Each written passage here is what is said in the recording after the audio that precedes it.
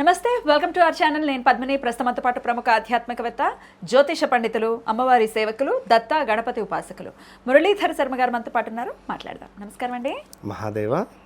సర్వసాధారణంగా వినిపించేటటువంటి మాట అండి దరిద్రం.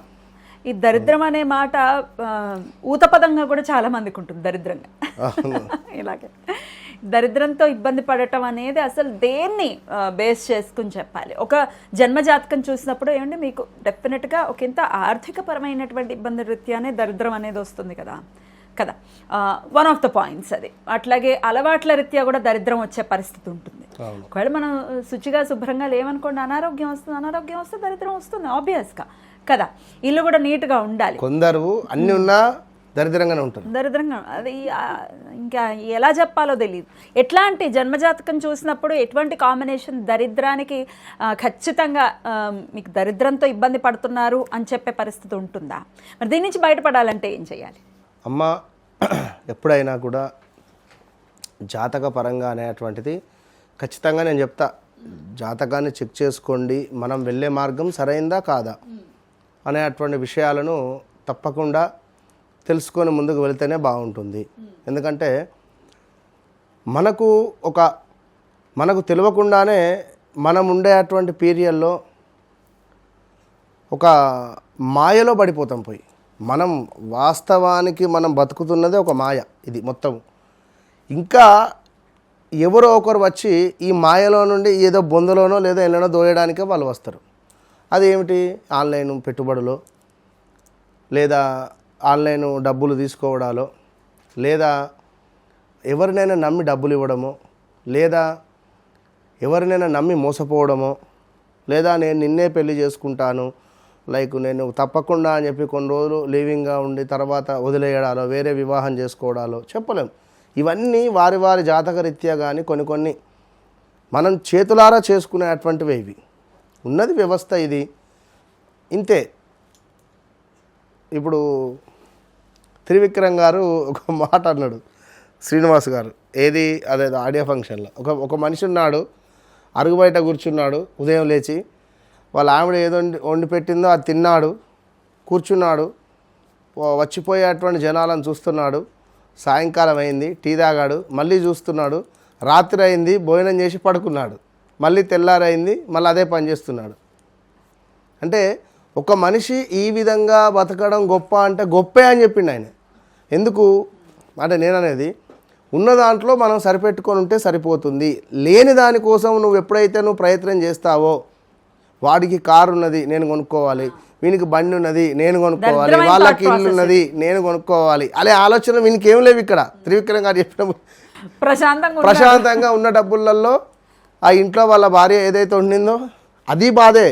ఇది వండు, లేదా ఇంట్లో ఉప్పు తక్కువైంది, ఇందులో కారం ఎక్కువైంది, ఇది చెప్పినా భార్యాభర్తలలో గొడవలే ఉంటవి. అక్కడ అది కూడా చెప్పలేదు. భార్య ఏది వండిందో అది తిన్నాడు, కూర్చున్నాడు. అంటే ఇది నేను చెప్పడానికి లేదా మీరు చెప్పడానికి అంతే బాగానే ఉంటుంది, అనుభవించడానికి తెలుస్తుంది వారి యొక్క బాధ. నేను అనేది ఏమిటి అంటే, అసలు ఈ పొజిషన్ మనకు ఎందుకు వచ్చింది? ఫస్ట్ క్వశ్చన్ మీరు వేసుకోండి, మీకు మీరు ప్రాక్టికల్గా మీరు ఎందుకు వచ్చింది? ఓకే, మళ్ళీ నేను దాని జోలికి పోవద్దు. మరి జాతకం చూసినప్పుడు ఎట్లా చెప్తారండి వీళ్ళు దరిద్రంతో ఇబ్బంది పడతారు? ఖచ్చితంగా అదే చెప్తున్నాను నేను. కొన్ని భావాలలో 6వ భావమో 8వ భావమో ఇవి చాలా ఇంపార్టెంట్. అందరూ అంటుంటారు. వారి లగ్నం కూడా ఎప్పుడైతే వారి లగ్న అధిపతి మినిమం 10 degrees లోపు ఉంటే చాలా అద్భుతంగా ఉంటుంది. ఎప్పుడైతే 18 తర్వాత నుండి 20 చిల్లరలో ఆ లగ్నం పడింది అంటే మాత్రము కొంచెం ఇబ్బందికరంగానే ఉంటుంది. లగ్నాధిపతి కానీ లగ్నం కానీ దృఢంగా ఉండాలి. First point. ద్వితీయాతు కేతువు అంటే ఇక్కడ మళ్ళీ అందరికీ కాదు, కొందరికి. ఈ ద్వితీయాతు కేతువు ఉంటే వారి నోటి నుండి ఒక దుర్వాసన వస్తుంది, వారి శరీరం నుండి ఒక విపరీతమైన ఒక స్మెల్ అనేటువంటిది వస్తుంది. ఇది సత్యం. నేను లైవ్లో చూసి మరి చెప్తున్నా. సో కొన్ని భావాలలో కేతు ఉంటే, అదేవిధంగా నీట్నెస్ తక్కువ ఉంటారు. నీట్నెస్ ఉన్నట్టుగా మనకు అనిపిస్తుంది, కానీ అంటే ఇప్పుడు ఫేస్ ఒకటి అద్భుతంగా ఉంటుంది, అంటే స్నానం చేయరు, ఎక్కువగా ఒక ముఖం కడుక్కొని నడిపిస్తూ ఉంటారు 1-2 days. ఇలాంటి పరిస్థితులు. ఇక కొందరు అద్భుతంగా తయారవుతారు, వారు మాట్లాడితే నోటి నుండి దుర్వాసన వస్తుంది. అంటే కొన్ని ఇబ్బందులు. అదేవిధంగా రెండో భావంలో సూర్యుడు ఉంటే నోటి నుండి దరిద్రం. ఎందుకు? తొందరపడి మాట్లాడడము, తొందరగా నోరు జారడం కానీ, నా మాటే అనే విధంగా మాట్లాడడం కానీ ఉంటుంది. నోటి దురుసు వల్ల దరిద్రం ఏర్పడుతుంది.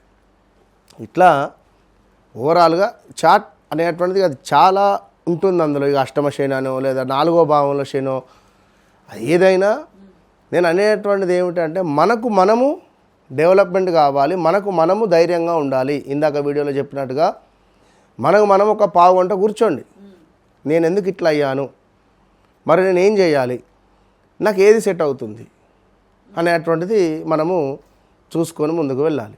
అయితే ఇప్పుడు ఈ సందర్భాలలో సరే ఏది ఏమైనప్పటికీ కూడా తొందరగా రిజల్ట్ రావాలి, ఈ దరిద్రమైనటువంటి ఈ వాతావరణం నుండి మేము విముక్తులము కావాలి అని అనుకునేటువంటి వారు తప్పకుండా ఒక కొబ్బరి చిప్ప అంటే ఎండు కొబ్బరిని తీసుకోవాలి.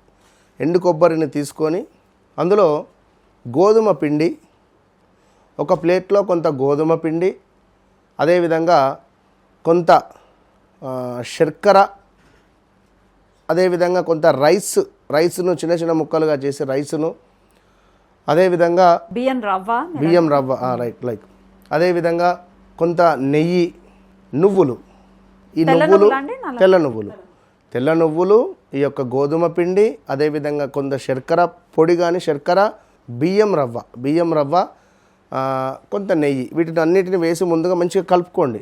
కలుపుకున్న తర్వాత ఒక 11 ఎండు కొబ్బరిని తీసుకోండి, ఎండు కొబ్బరి కుడకలు, అందులో ఈ యొక్క మిశ్రమాన్ని మొత్తం వేయండి. వేసేసి మీ ఇంటి వెనకాల సైడ్ కానీ, రావి చెట్టు కింద కానివ్వండి, మర్రి చెట్టు కింద కానివ్వండి, తుమ్మ చెట్టు కింద కానివ్వండి, నిర్మానుష్యమైనటువంటి ప్రదేశాలలో కానివ్వండి, అక్కడ ఒకటి, అక్కడ 2, అక్కడ ఒకటి, ఇట్లా అన్నీ పెట్టేసేయండి. పెట్టేసి మిగిలినటువంటి పొడిని చల్లేసేయండి అక్కడిక్కడ.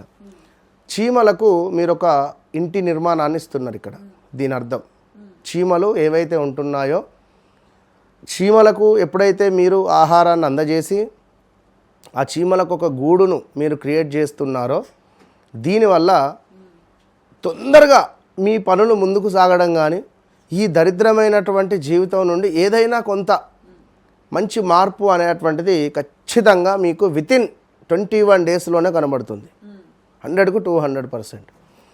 ఏది ఏమైనా వ్యక్తిగత జాతకాన్ని 1కి 2 సార్లు చెక్ చేసుకొని ఉంటే ఉండనివ్వండి. ఇప్పుడు మా ఇంట్లోనే బ్రాహ్మణుడు ఉండని, నేను కాదని నేను అనను, కానీ ఇప్పుడు సెకండ్ ఒపీనియన్ అనేది అవసరం.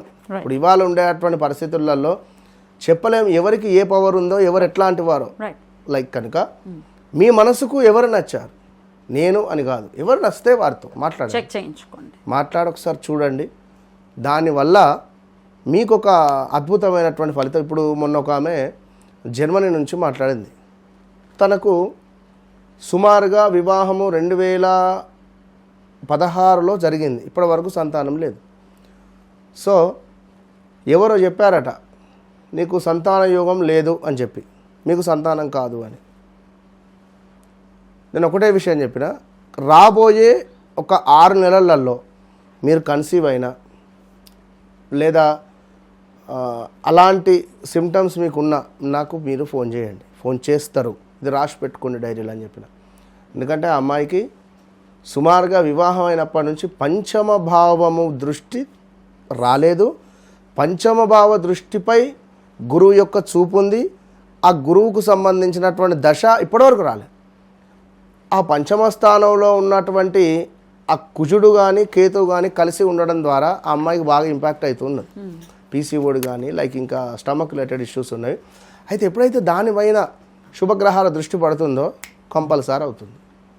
సో అట్లా సబ్జెక్ట్ అనేటువంటిది కనుక మీరు చూపించుకొని ముందుకు వెళితే మంచి ఫలితాలు అయితే ఉంటాయి. అద్భుతం అండి, చాలా చక్కగా తెలియజేశారు, కృతజ్ఞతలు.